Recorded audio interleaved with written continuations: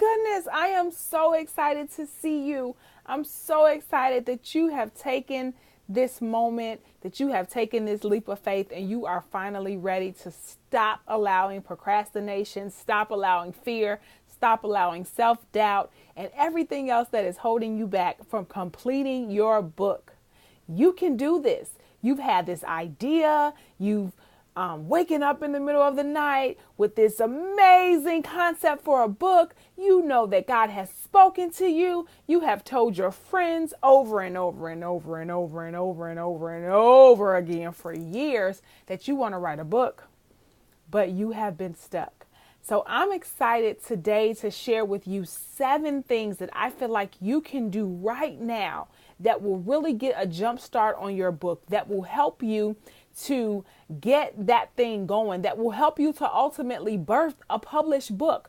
That's what I am here. I am on a quest to birth books out of 100,000 authors. And to date, we're doing great. We're putting a dent in that number, author by author. I have authors as young as second graders all the way up to authors in their 40s and 50s. So I know that you can do this. If I can get a second grade baby to write and publish a book, I know that you can do this.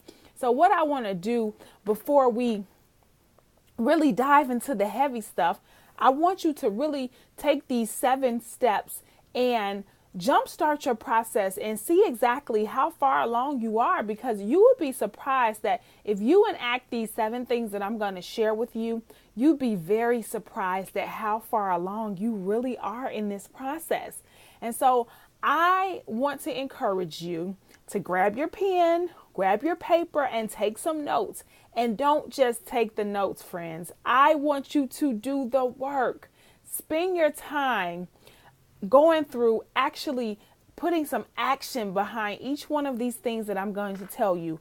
And I can almost guarantee that you will be so motivated, so enthused, so excited about getting your book completed. So I don't want to waste any more time. I want to jump right in so that we can get started. This is a few moments that we can be closer to getting this book done. So number 1, if you know me, you know that I am the praying wife, and I believe in the power of prayer. Go to God. God knows the desires of your heart. In fact, if you have a dream to write a book, I'm almost certain He placed it there. He put that thing down inside of you. He gave you that desire. So He wants to help you complete it. God desires to see you win. Go to God. Go and be honest with Him. You know what, God? I've been struggling. My time management has been off. I've been procrastinating. Lord, I know you gave me these ideas, but I've sat on them for years. Help me. Give me a push. I want to see this thing happen. God, help me to complete it. Really simple, but it's such an important step, and that's why I want to start there. So as a matter of fact, I want you to pause this video and I want you to spend a few moments just being honest with God. It doesn't have to be deep. You don't have to go and find your prayer shawl and get into your prayer closet. You can do those things if you like, but you don't have to be that deep. You can just hit pause on this video and spend some time just having a conversation with God, just like I'm talking to you. It's okay. Go ahead. I'll be right here when you get back. Okay, so maybe you stepped away, maybe you didn't. But even if you didn't do it in this moment right here, make sure you spend some time seeking God, asking Him what He would have for you to say in this book that you are trying to put out. So that's number 1, pray. Number 2 is going to be change your mind and change your mouth. Now that's much easier said than done. Trust me, I get it. But we have to shift our mindsets. The word says, as a man thinketh, so is he. So I no longer want you to think of yourself as an aspiring writer. You're not an aspiring writer. You are a writer. If that is the gift that God has given you, you are a writer. You are an author. Where you may not have reached yet is the published part, but you are a writer and you are an author. So make that confession. Change your mind and then change your mouth. The next thing I want you to do as it pertains to changing your mouth is to write down 5 affirmations about your book. Guys, I cannot tell you how important this part is. Every single student who has gone through the Scribe tribe, who has listened and heeded that advice and has actually taken the time and put some very deep thought into their affirmations about their book, they have been successful. They have went on to publish their book. They have went on to sell copies, to actually get their hands in the books of the people who need to read them. So it's very important. And so your affirmations may not look like my affirmations, but they're very specific to your book. What do you want your book to accomplish? Who do you want your book to reach? For some of you, maybe you haven't thought that far. So you'll say something like, I will have this book completed by, and set a date to it. Dates are very important. Deadlines are very important. Even if we don't hit that deadline, if we are reaching and striving for an end goal and we have a date in mind, then those ideas, they're no longer just ideas. They're no longer figments of our imagination. Now they're real. Now we've put a date stamp on it and we know what we're working towards. So write those in your affirmations. But you need to write 5 affirmations about your book. And not only do I want you to write them, I want you to speak them aloud daily. Your words have power. When you open up your mouth and speak, your words, they start walking and they go to meet you at that final destination, at that date that you declared in your affirmation. They go to meet the person who you want to read your book. Maybe you're writing a book for single moms and your affirmation may be, my book will empower single mothers to know that there is purpose in bringing up their child alone. There is purpose outside of that relationship. Whatever it is, write it down and make it plain. All right. So that's number 2. Change your mind and change your mouth. We want to watch the things that we are saying. Oh, before I forget, this is one of the things that I share with the Scribe tribe. Very important. There is a scripture, Psalm 45:1. It says, my tongue is the pen of a skillful writer. I add that to my affirmations for my books so that I make sure that I am saying what I want to see. I am saying the skill that I want to see come out in the pen when I am writing my book. Psalm 45:1. My tongue is the pen of a skillful writer. Number 3. This is so important, not just for writing your book, but for anything that you want to accomplish in life. You need to determine your why. Why, you ask? Because on your journey to completion, you are going to hit some obstacles. You are going to hit some roadblocks. There are going to be some things that try to deter you, that try to turn you around, to make you quit, to throw in the towel, all of that good stuff. If you do not know why you started off in the first place, if you do not know why you began the journey to become a published author, if you don't have that why and it's not clear to you, you will give up so easily. But when the going gets tough and things get oh so rough, because they will, as soon as you declare that I am committed to this process, I am going to do this. No longer will I stand in my way. No longer will I allow the things around me to stand in my way. You better believe opposition is coming and you're going to meet something. So if you have predetermined your why, while you're on that journey and you meet those places, you'll be able to say, I got to keep going because I'm doing this for those single moms who need to read this book. This is bigger than me. When I wrote my first book, Empower Moments for the Everyday Mom, I wrote that so that mothers could know the struggles that you are dealing with. They are not unique to you. We have all dealt with some of these things. I also wrote that book to let them know that generational curses that you may have experienced with your mother don't have to be passed along to your children. I wrote that book to create a sense of bonding and love between mothers and daughters. Those are the reasons. Those were my why. So on that journey, when I was getting frustrated and I was getting upset, I had to go back to that why. This is why you're doing this. Keep on pushing. It's bigger than you. And I have to say this. Your why should never be the money. Pursue purpose. Paychecks and profits will follow. Don't make the money your why, because as much as you may not believe it, you will throw it in all in if it gets too tough, because the money may not come fast enough. The money may not come as quickly or as soon as you think that it will. And so if that's your why, then you'll be like, you know what? I'm done. I don't need to do this. So make sure you're choosing something that is purposeful, and all of the profits and paychecks, they'll come later. So that's number 3, determine your why. Number 4, still with me? You got your notes? Keep up now. Number 4, always be prepared to receive. When you are in the thick of it, writing your book, God is going to be speaking to you like never before.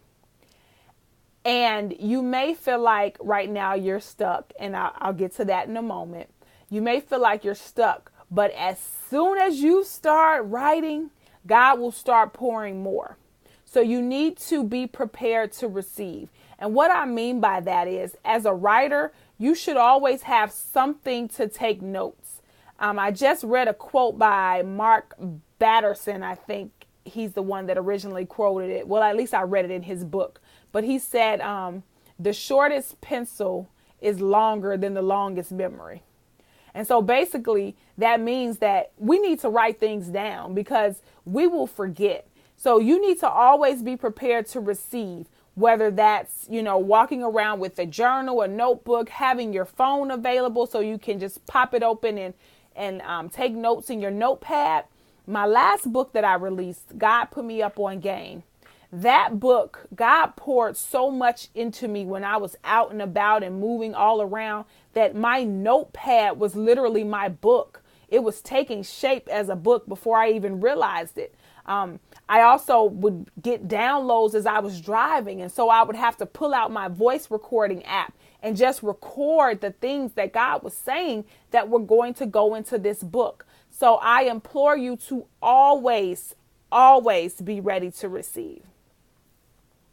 Number 5, this is one of my favorites because if you are a writer and you have been writing in any capacity, you probably already have pieces of your book. Number 5, repurpose your content. If you are a habitual Facebook poster and you're always posting these thought-provoking posts, if you your Twitter fingers are fiery and you can whip something out in 140 characters or less that make people go, whoa, now that right there, that was deep. If you have blogged for yourself, if you have blogged for other people, if you have written in any capacity, you probably already have some content. You have something to start with. You have something to work with, because I'm willing to bet that whatever it is that you were writing about is something that you're passionate about. It's something that's connected to whatever you're purposed for in bringing forth in that book. So go back to those places. And one place in particular that I always love to tell my scribers, go back to your journals. If you are a journaler, Go back to your journals. There is a wealth of content. There is a wealth of things in those journals. And what makes those journals so fantastic is that when you read them, you can sense the raw emotion. It takes you back to that place when you wrote it. And I want to encourage you that if you're not a journaler now, start journaling. As a writer, that's one of the most important outlets that you will ever experience. So repurpose your content. Figure out where you've dropped some nuggets, where you've dropped some gems, and you're like, woo, now that right there, that's game. I'm telling you, that's how my book, God Put Me Up on Game. All of it. Some of it was new game. Some of it was old game from situations I had gone through and experienced and watched how God had strategically placed me in places and how he had his hand on my life. I went back, I found all of that in my journals when I went back through. So repurpose your content. Number 6, stop making excuses. I know. I don't mean to fuss at you, but you gotta stop making excuses. If you're gonna get this book done, you have to stop making excuses. And I don't know what your excuses are. Your excuse may be, my laptop is broken. Guess what? Your phone works. I just told you, I wrote a book on my phone, bits and pieces of it. Your local library has a computer. So I don't want to hear it. Your internet is out. The library, the local Starbucks, do what you have to do. But 2 excuses that I hear very often. One is, I don't have the time. Listen, we make time for everything that we want to make time for. Whatever your favorite show is. When I tell you I watch Power, I watch Queen Sugar, I watch Insecure. Those are some of the shows I'm watching right in this moment, so they're fresh on my mind. I make the time to watch those shows. Do I necessarily have time to spend? No, but those are things that I want to do. Those are things that I desire to do. So what do? I figure out where I can squeeze in 30 minutes for Insecure. Where can I squeeze in an hour to catch up on Power? Those things are important to me. And so I make the time. If your book is important to you, if finishing your book is important to you, then you'll make the time. You may have to cut out Insecure. You may have to cut out Power, but you'll cut out those things to sacrifice and to spend time accomplishing your DPA. And I like to call those destiny promoting activities. Finishing your book is getting you closer to your destiny. And destiny promoting activities are not just those things that get you closer to your destiny, but they are the things that get the people who are connected to you closer to your destiny. So when you finish your book, and the people who will read it, and they'll be healed, and they'll be set free, and they'll be delivered, and they'll be empowered and encouraged and uplifted, then you'll get them closer to their destiny as well. So I don't want to hear I don't have time. My 10-year-old daughter, let's see, I think I have her book here. Well, she's 11 now, but she was 10 when she penned this book. Think is a powerful word. A 10-year-old's view of the mind. 10 years old when she wrote that book. And I know what you're thinking. Oh, she's 10. She didn't have anything else to do but to write a book. No, she had responsibilities on her level, which included going to school every day, which included coming home, doing her homework and finishing her chores and still staying on top of everything. So what she had to do was wake up early in the morning before school so that she had extra time after she was done getting dressed and eating her breakfast, that she had a few moments, about 30 minutes, to sit there and work on her book. When she came home, she came right in. She did her homework. She did her chores. She took her shower. While I was preparing dinner, she worked on her book. So it's all about how you're managing your time. You can't make time, but you can create spaces in your schedule. Look at what's on your plate. What is on your plate that you're not even eating? Take it off so that you can put completing your book on there. The other excuse that I hear a lot, and I say that it's an excuse, and some people may argue with me and they may disagree, and it's okay. But I am willing to tell you that every single person who has come through the Scribe tribe, who has adapted this way of thinking, they have been able to move past this excuse, this lie. I do not believe in writer's block. So when you tell yourself or you hear other people say, I have writer's block, it's an excuse. And maybe you did not realize it was an excuse, but let me explain to you why. So the concept of writer's block would imply that right now my gift is just stuck. It's just stopped up. It won't flow. It won't move. Yeah, that's a lie from the pit of hell. When God has given you a gift, and in this case, when he has gifted you with writing, Romans 11:29, I believe it says, for the gifts of God come without repentance. Another version says the gifts and callings of God are irrevocable. That means he has not given you something to take it back. So if you are experiencing writer's block, it's not really writer's block. It's just in that moment, maybe you're not hearing clearly. In that moment, you need to stop, pause, and go live life. And what I mean by live life is go out and experience the world. Go outside and sit on a park bench.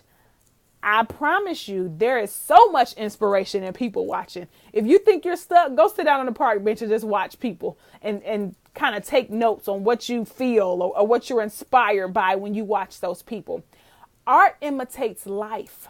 And so if you're feeling stuck, you need to go out and live life.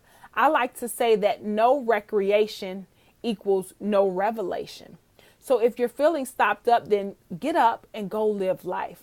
The other thing is that maybe you need to pause and say, go back to number one. God, what are you trying to say to me in this season?